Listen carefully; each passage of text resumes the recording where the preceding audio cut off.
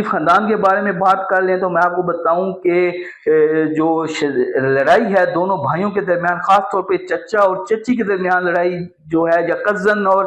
دونوں کزنوں کے درمیان جو لڑائی ہے، مریم اور حمزہ شہباز کے درمیان جو لڑائی، وہ شدت اختیار کرتی جا رہی ہے۔ اس حوالے سے اطلاعات یہ بھی ہیں کہ جو مالک صاحب کو، جو انہوں نے ایئر پہ پروگرام کیا تھا جس میں جہاز کی ڈیٹیلز بتائی تھیں اور بہت زیادہ جو معاملات تھے وہ گڑبڑ ہو گئے تھے، وہ پروگرام بھی بعد میں آفر کرا دیا گیا تھا۔ وہ جہاز کی جو ڈیٹیل ہیں وہ محمد مالک کو سلمان شہباز نے دی ہیں، جو شہباز شریف کے بیٹے ہیں، اور کافی جو چیزیں دونوں کے درمیان، جو دونوں بھائیوں کے درمیان یا دونوں فیملیز کے درمیان، وہ خراب ہوتی جا رہی ہیں۔ حمزہ شہباز نے ایون دین یہ بھی کہا ہے کہ اگر معاملات ٹھیک نہ ہوئے اور مجھے سپیس نہ دی گئی پنجاب کے اندر تو میں دوسری پارٹی کھڑی کر دوں گا، میں اپنی ایک الگ مسلم لیگ کھڑی کر دوں گا۔ تو یہ دھمکی بھی وہ دے چکے ہیں اپنے ابو کو بھی اور اپنے چچو کو بھی اور اپنی کزن کو بھی، کہ اگر مجھے سپیس نہ دی گئی، کیونکہ تاثر یہ جا رہا ہے، تاثر یہ دیا جا رہا ہے، ایک چیز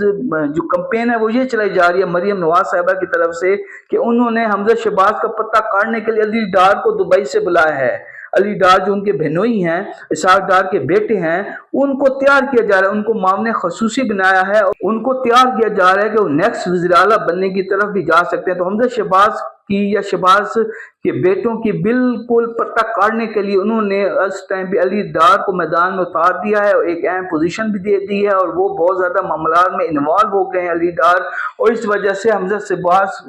شہباز جو ہیں ان کو بہت زیادہ خطرہ لاحق ہو گیا ہے کہ اگر مریم نواز صاحبہ فیوچر میں فیڈرل میں جاتی ہیں، وزیر اعظم کی سیٹ پہ جاتی ہیں، تو پیچھے جو سپیس کریٹ ہوگی اس پر، جب وزیر اعلیٰ پنجاب کی جو سیٹ کریٹ ہوگی اس کے اوپر مجھے نہیں بٹھایا جائے گا، اور انہوں نے علی ڈار کو لانچ کر دیا ہے۔ اس حوالے سے، اس وجہ سے جو معاملات ہیں دونوں خاندانوں کے درمیان بہت گڑبڑ ہو گئے ہیں۔ اب دیکھتے ہیں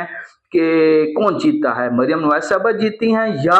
حمزہ شہباز جیتے ہیں اس جنگ میں۔ بہت شکریہ۔